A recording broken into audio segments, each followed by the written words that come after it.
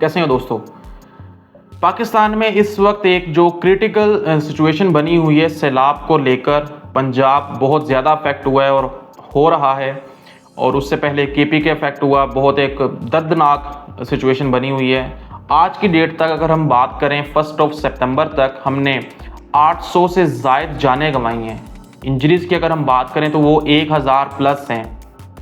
घरों की बिल्डिंग्स की बात करें जो बिल्कुल तबाह हो गए, डिस्ट्रॉयड हो गए हैं, वो 1500 से लेके 2500 तक हैं। और अगर हम रोड्स की बात करें, ब्रिजेस की बात करें तो वो हंड्रेड ऑफ किलोमीटर रोड्स तबाह हो गए हैं। 150 से ज़ायद ब्रिजेस गिर गए हैं और सोन ऐसी एक तबाही का सिलसिला अनफॉर्चुनेटली चल रहा है। और इस वक्त जो ग्राउंड लेवल पे पाकिस्तान पे बातें हो रही हैं कि जी ये सारी सिचुएशन इसलिए है कि हमारे पास डैम नहीं है, हमने डैम नहीं बनाए इसलिए पाकिस्तान में सैलाब आ गया और ये सारी सिचुएशन है। और ये बात हो रही है कि इंडिया ने पानी छोड़ दिया, इस वजह से ये सूरत हाल है पाकिस्तान में। और एक बात हो रही है कि ये कुदरती आफात हैं। तो ये ग्राउंड लेवल पे बातें हो रही हैं।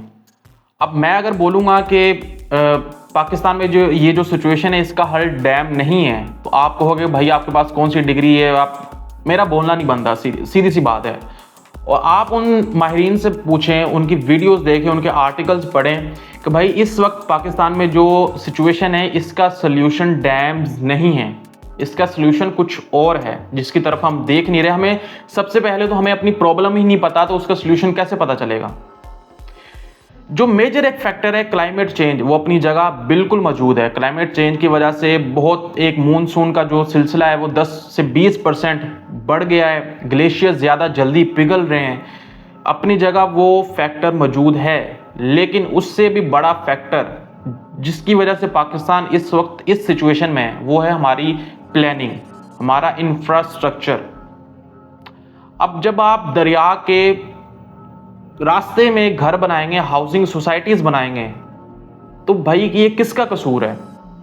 ये दरिया का कसूर नहीं है, उसने तो अपनी जगह लेनी है, पानी ने गुजरना है। जब आप पानी के पाथवेज में हाउसिंग सोसाइटीज बनाएंगे, बिल्डिंग्स बनाएंगे, तो भाई वो तो अपनी जगह लेगा। अब आप पानी का तो कसूर नहीं ना निकाल सकते।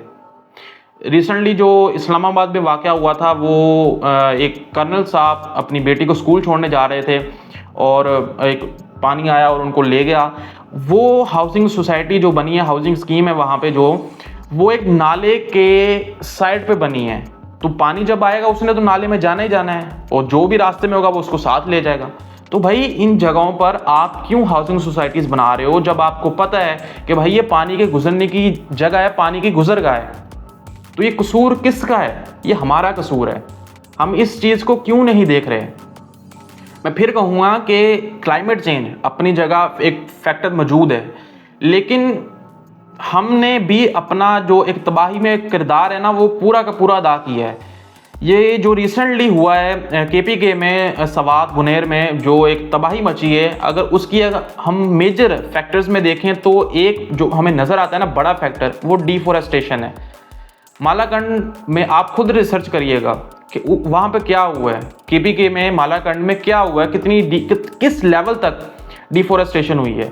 अब जब आप जंगलात काट देंगे, जंगलात बेसिकली क्या करते हैं, वो जो भी पानी आता है, सैलाब आता है, उसमें जो पत्थर होते हैं, मट्टी होती है, कुछ भी होता है, वो उन चीज़ों को रोकते हैं और पानी का बहाव भी कम करते हैं, उसकी जो वेलोसिटी है उसको कम करते हैं।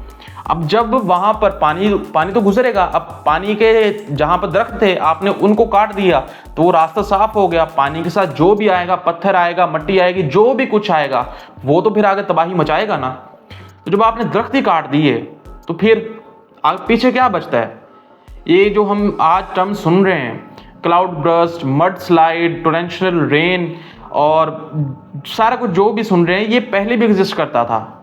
अब क्या हुआ है, अब इसकी फ्रीक्वेंसी बढ़ गई है। क्यों? Climate change. अब पाकिस्तान की अगर हम बात करें, पाकिस्तान में 7000 से ज़्यादा ग्लेशियर्स हैं, और जिस तरह क्लाइमेट चेंज हो रहा है, अगर वो 7000 ग्लेशियर्स पिघलना शुरू हुए तो फिर क्या आगे बचेगा? पानी आएगा, या तो पानी तबाह ही मचा देगा, या हमारे पास पानी होगा ही नहीं। पाकिस्तान में ये दो हमें सूरत हाल नजर आएंगी, या तो बिल्कुल पानी नहीं होगा, या पानी इतना होगा कि हमसे संभाला नहीं जाएगा, जैसे इस वक्त सूरत हाल है। और हमारी इतनी एक नाअहली है ना कि हमारे पास कोई इंफ्रास्ट्रक्चर, कोई प्लानिंग नहीं है। हम कुछ भी बनाने से पहले प्लानिंग नहीं करते। और जो लोग ये बात कर रहे हैं कि कुदरती आफात हैं जी, इस वजह से पाकिस्तान की ये सूरत हाल है, आप दुआएं करें, ये सब, वो अपनी जगह बिल्कुल आप दुआएं करनी चाहिए, लेकिन भाई कुछ तस्बीह कर लो, लेकिन अपने हाथ भी हिलाओ। अब जापान में भी कुदरती आफात आते हैं। जापान में ऐसा कौन सा साल नहीं है वहाँ पे ज़लज़ला नहीं आता, लेकिन उन्होंने अपनी एक प्लानिंग के साथ अपना इंफ्रास्ट्रक्चर बिल्ड किया है और 90% तक जो एक नुकसान की सतह है उसको कम कर लिया है।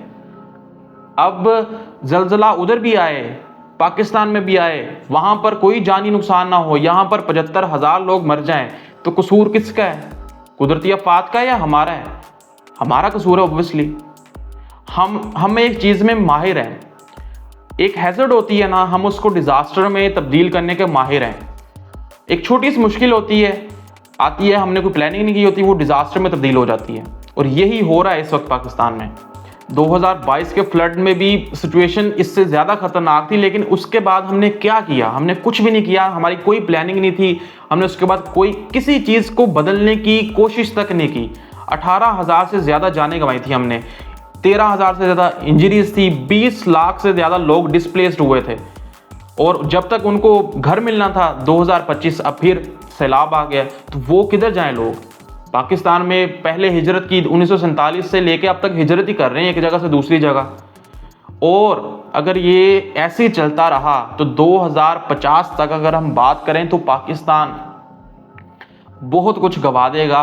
क्या क्या गवाएगा? 2050 तक पाकिस्तान अपनी 40% क्रॉप गवा देगा, फसलें, 40% तक फसलें, जो हमारा एक एग्रीकल्चर एक हम माना जाता है, जो हमारा एक सरमाया था, हम उसको गवा देंगे 40% तक।